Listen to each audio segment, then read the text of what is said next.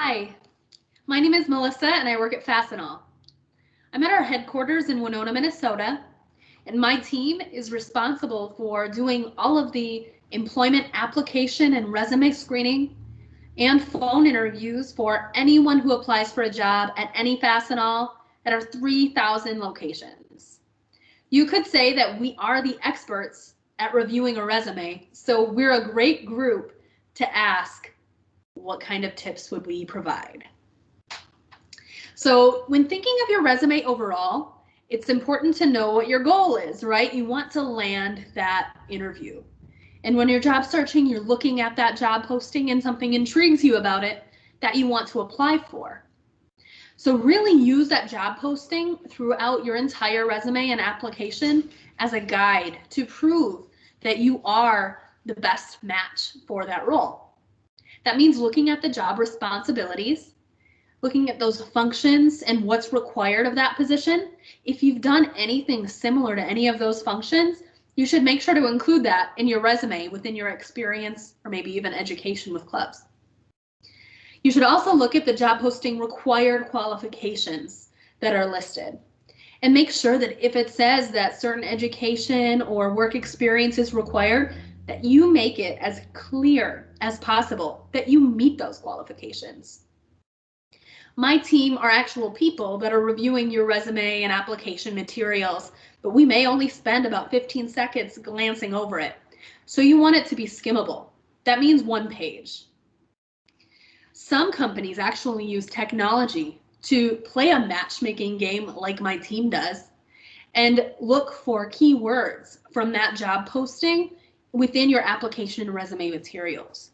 So make sure if a posting requires some sort of like Adobe or certain experience, try to use those same keywords that you see in the posting to make it known that you are a good match for the position. So starting at the top of a resume and working your way down, you always see the name, the contact information at the top. And I think a resume doesn't need to be creative in many colors. It can just be plain and easily skimmable. Maybe if you're applying for a graphic designer position, you'll have a little more creativity in it.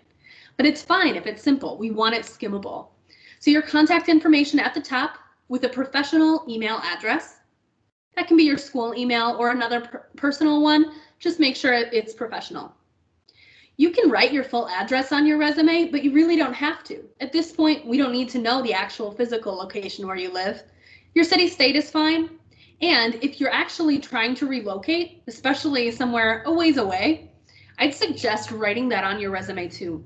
Willing to relocate to California, maybe this time of year. So have that right at the top. And then your next section is going to be your education. And we say that first because as a student or recent grad, that job posting that you're applying for actually probably has an education requirement. So again, putting everything as close to the top as possible, proving that you're a match for that position, writing your education at the top is really important. That means your degree, your major and or minor or emphasis that you may have. Also, if you're involved in any clubs and organizations on campus, you really should include those too. And you can write if you've been in any roles within those clubs, leadership positions that you've held or organizational positions, make sure that you include those too, because they really can be considered like work experience. So the next section usually would be a skills section. I don't really think a skills section is necessary unless you're applying for maybe a really technical job that has a lot of language requirements or certain things like that. I tell everyone, forget your soft skills. Anyone can write that they have good communication and problem skills in that skills section of a resume. But it makes more sense and it's more valuable if you can actually intertwine those keywords, those skills that you have within the actual work experience section. So I say no skills section, and then just get to your work experience. Start in reverse chronological order, so current or most recent position, and work your way back.